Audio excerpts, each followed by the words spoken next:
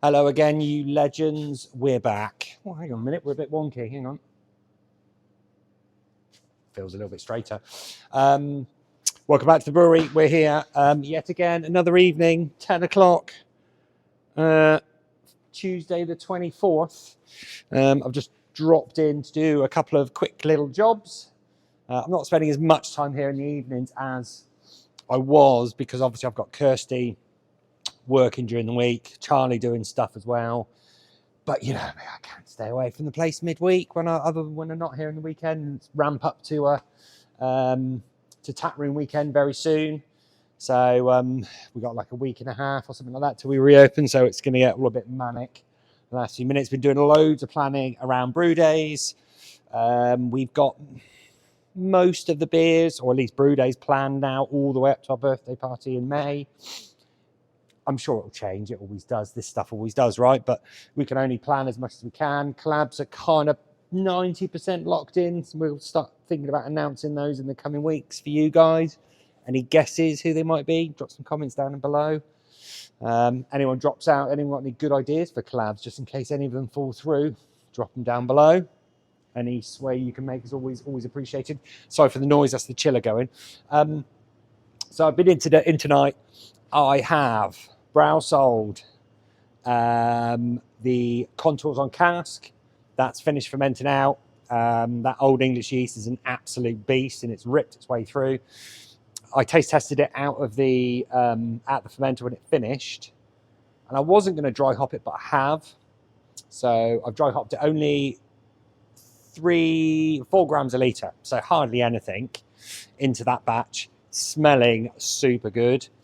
So the process for this, before we package it into cask, is brow sol it, not to the full amount, but a good 70% of the recommended dosage in tank. Then when we package it again into cask, we'll brow sol it again, probably another 15 ml per 9-gallon cask, along with a little bit of priming sugar, just to make sure it drops really nice and bright through the cellaring process. So we've got an absolutely pin bright cask beer. I'm not brave enough for us to go into the hazy cask beer yet. That will come. So I look like I'm about the size of a house. I've got like massive jumpers on and stuff because it is chilly in here tonight. I haven't got any temperature gauge. What is the temperature gauge? Hang on a second.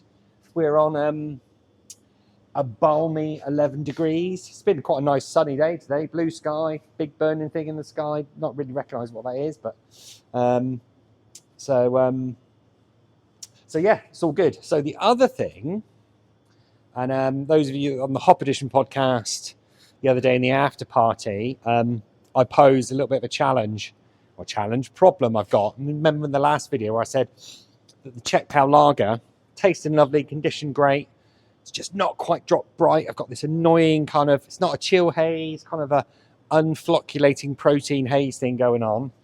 But I can't find it because I've capped the fermenter and I've capped it during the back end of fermentation to capture all that natural CO2 to get that wonderful creamy kind of carbonation with it.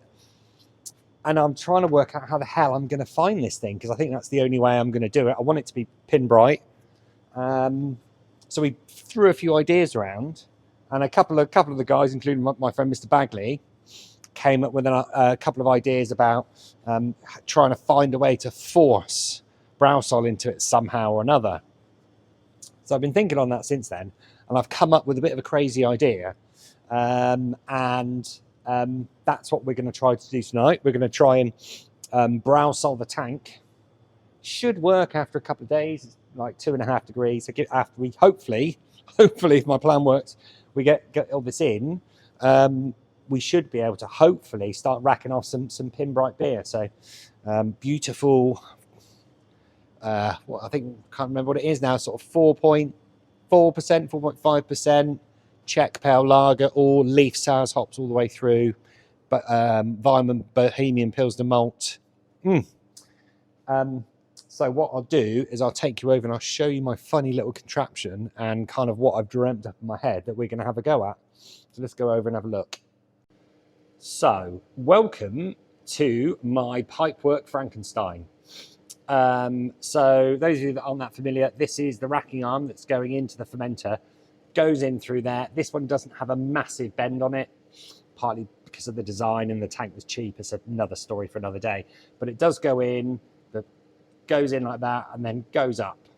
So what I've done is I've rotated it around. You have a racking arm pointing down when you're fermenting, so you don't get yeast and trub and hops and stuff in your racking arm.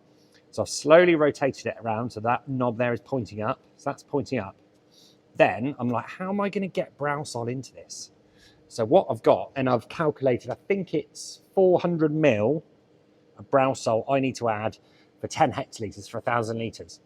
So what I've done is I've got my tri-clamp reducer going down to an RJT, going through this elbow bend like this, to this sight glass, to a butterfly valve on the end.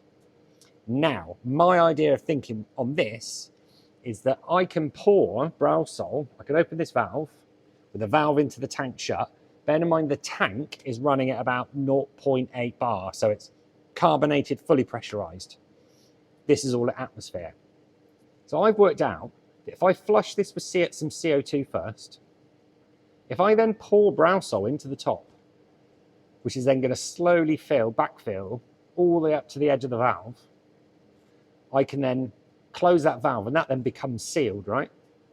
Then, if I put gas from my gas bottle here at a greater pressure that's in the tank, and if I apply gas onto here to greater than in the tank, say 1.5 bars, again, this is some quite high pressures here, so I need to be really careful. Open the valve into the tank. This should all stay still. It might come a little bit this way while it equalizes pressure, but there's no oxygen being added or anything. That should stay still. Then, if I then turn the gas on, open this valve, I should see this push all the contents of this into the tank, and it should shoot it up because it's going to be under greater pressure, shoot it up all the way to the top of the tank, out the top, which is basically what you want to try and get a good mix. And then it should hopefully kind of do its thing, film on the top, and then slowly drop all the way down through and capture all the protein. So this is the plan. So this is the crazy idea. The question is, will it work? Well, sometimes in life, you've just got to go around and find out. Unfortunately, in this instance, this is where I'm going to go. So I'm going to record it. Hopefully, you're going to see it all happen. I'll try and capture it as best I can, and let's see if it works. So first, I'm going to flush it, and then, excuse me, oh, burps. I'm going to flush it, and then fill it with Browsol, and then I should be able to seal it up. So that should be kind of step one. So, that valve is shut. So, if I take this, ooh, wobbly, don't fall over. So if I take this, put the gas on, sorry for the noise.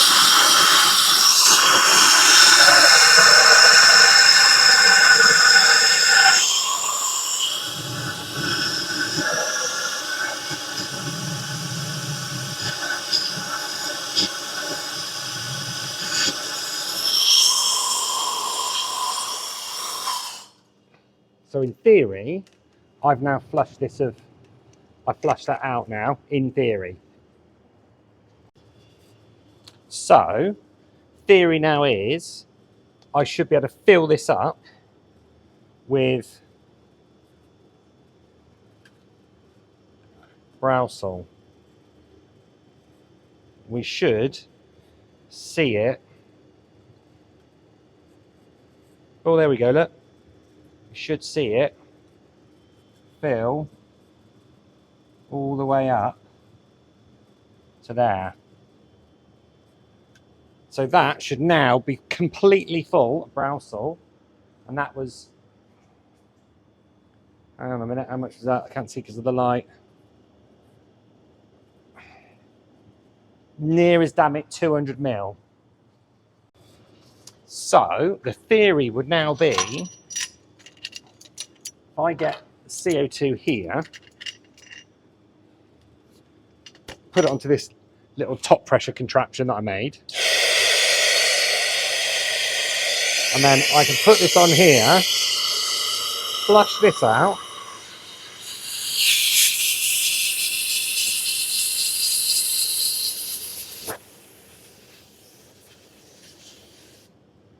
So that's now fully pressurized.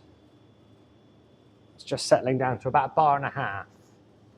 So I know this tank is about 0.9 bar. The reg is set to 1.5 bars. So in theory, I can open this bottom valve now. I'll take you around and show you. That should equalize. And then I should be able to open this and just feed the browsol in, and it should just blub blub its way through. So let's do that. So in theory then, so this 1.5 bar, tank 0.9 bar, which is about, what's that? That's a kilopascals. So in theory, do this, this should all be sealed. So all of this should be okay and under pressure. So if I open this valve, we'll probably see this pressure equalize a little bit, I would imagine. If I open that,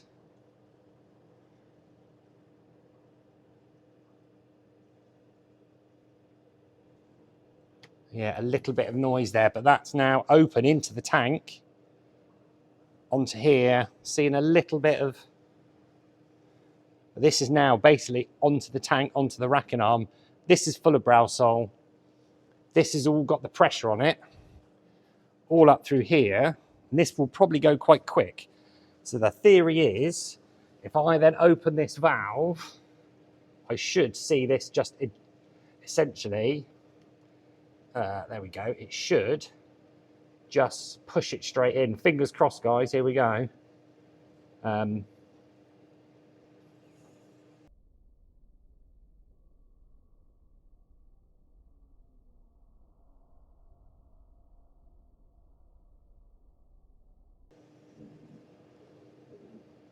Wow, did you see that? All right, I can hear that bubbling through. I might give it a little bit of a gas bubble actually.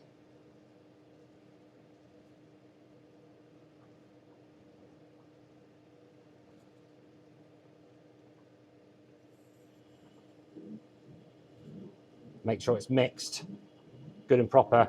We're going to mix it. If we're going to do it, we're going to do it properly.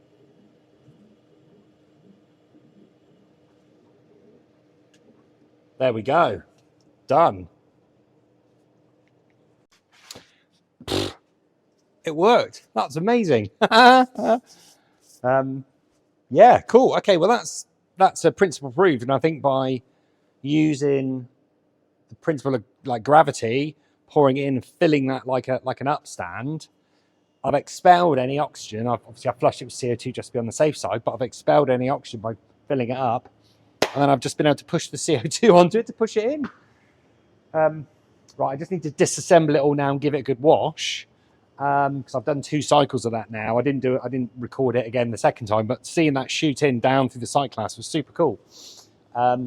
Next thing is now we just need to wait a couple of days and see, hopefully see that that's worked. It's Tuesday today. We'll give it like till Friday when we're racking the cast bin. Maybe give it a test then. But hopefully, fingers crossed, we should be there. Right, let's get this stripped down and cleaned. So that valve is shut, that valve's shut. Let's close that. Let's wind that right out for safety's sake for the future, just in case. And goes and puts some gas on something. This is definitely one to remember in future, and I guess you could, if I'm assuming I'm in shot, I'm guessing you could use this principle at homebrew level as well, right? If you've got a sampling port on one of the big stainless steel homebrew fermenters or something like that, you could use exactly the same principle, get some kind of upstand, flush it, fill it with browsol, and just inject it and blow it up through rather than opening the lid. It's that whole kind of no oxygen exposure kind of risk thing going on. Obviously, I've got a lot of CO2 to play with, so that kind of helps. You can be a bit more free with what you can do, which obviously helps massively. Get that safely over here out of the way. But yeah, and obviously I've cobbled together bits and pieces. So that's shut. So in theory, if I take this off, and I'll give this a dip in sterilant, even though it's not had any beer or anything in it. I'll give that a dip in sterilant and stand that up on the side to drip dry.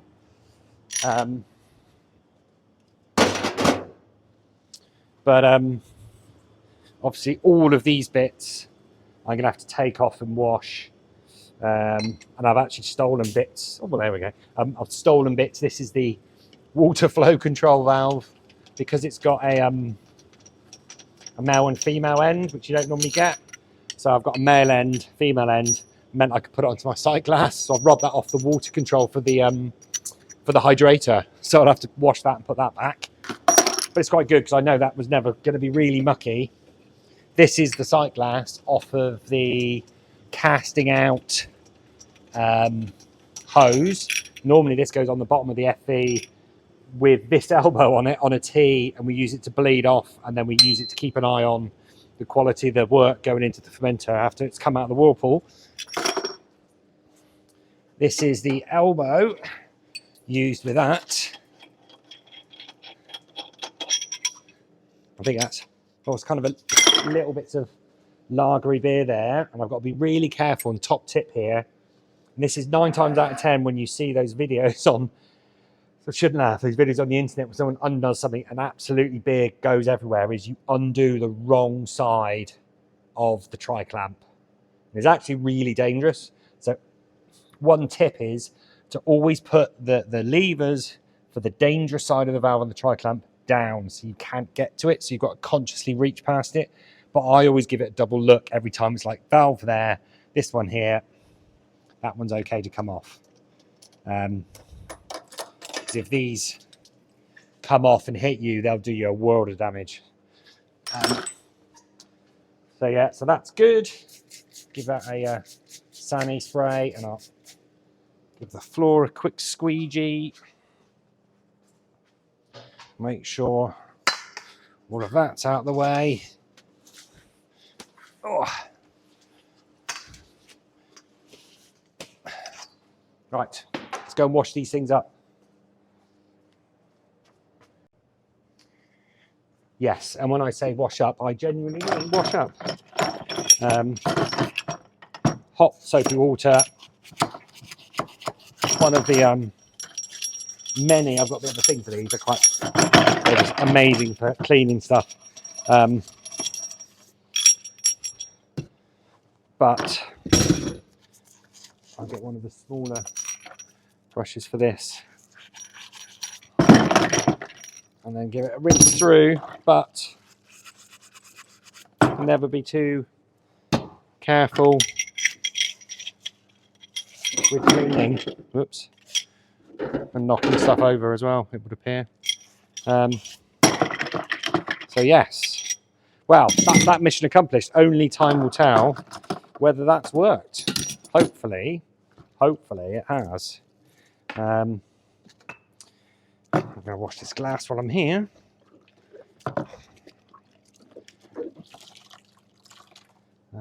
But yes, bosh, job done. There we go. While I was here, I thought it might be worthwhile doing a little before and after. So wash this glass up.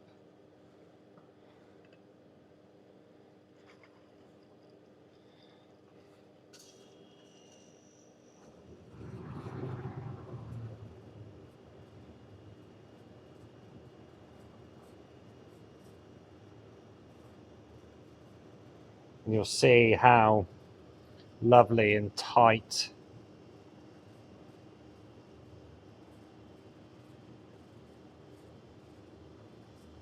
the carbonation is. But you'll also see, obviously I've just hard poured that, but you'll also see, and when you can see that obviously the carbonation, let me get that in shot, hang on a minute. You can see how lovely and tight the carbonation is, but you can see it's just got that annoying haze to it that just won't shift. And I've done a trial with Browsol, and it does make it drop.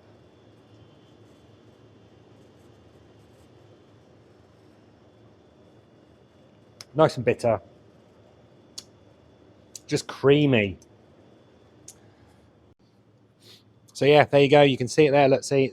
Just see the light coming through. It's a lovely golden color. I think that'll I'm hoping it'll lighten up when it's pale, but it's a lovely golden straw color. But you can see that just tight head on it. It's just beautiful. So the carbonation with capping it is like nothing normally you would get.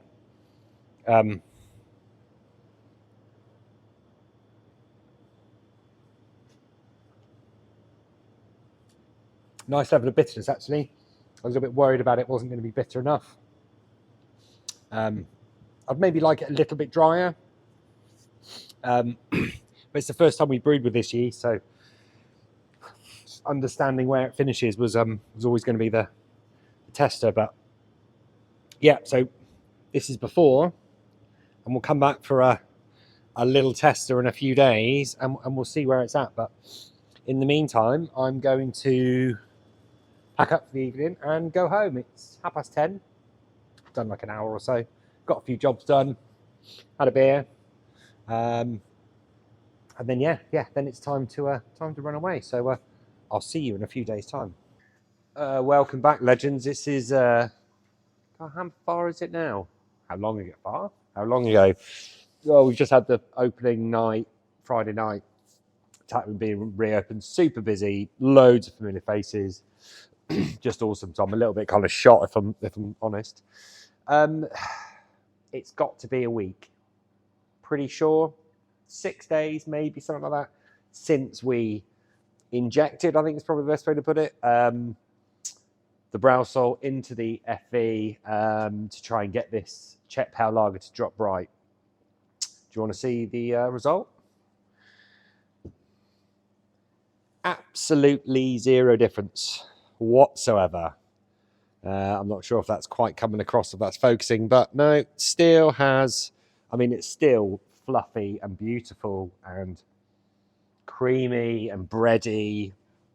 Got that wonderful Budvar yeast character with the leaf Sars hops, but it is not bright. But tastes good. Might be said before, I'd like it to be a little bit drier. I think that's something I think would I'd go into the next one. But great beer, but just not pin bright. So I had a thought. What if I put some into a keg? What would happen then? Because this beer's been in tank like 2.5 months. Not drop bright, I find it. Let's try that. So I put some, I filled a keg 3 days ago. Obviously with this, like this, because I wanted to have the Czech Pale Lager for when we opened the tap room. Let me show you what happened. So yeah, so this was 3 days ago. Filled direct, straight out of the tank. And it's pin bright. Absolutely beautiful. I have no words. I don't know why. I have no. And you know what? I'd actually say it's better. Just whatever it is that's that little bit in suspension has just dropped out.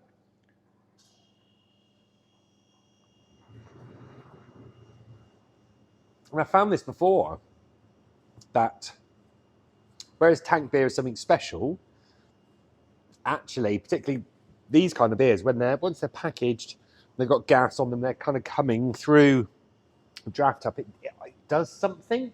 It's the same as when a beer goes into a can for me. But yeah, so there you go. That's your answer next time. Don't add Browsol, just keg it.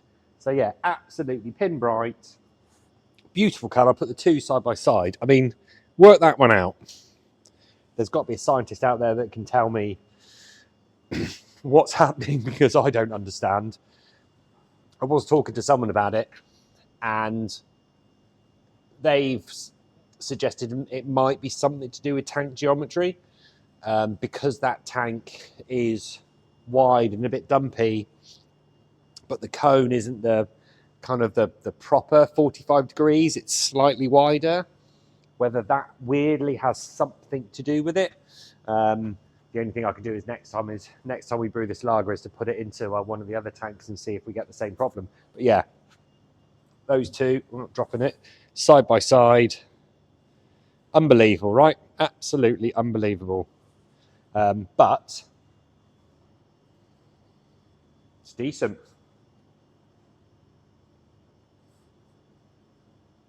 And it's funny, I'd almost say, maybe it's a trick of the mind thing. This feels a little bit crisper than this one. Who knows? Anyway, thanks for watching another video. Got some more to come. Hope you're loving it. Like, subscribe. Any other videos you'd like to see me do, anything else we can go through. We've got some other beers, some other videos coming up along the cask series, and some of the other things we're doing. Yeah, thanks very much. And I'll see you in the next video really soon.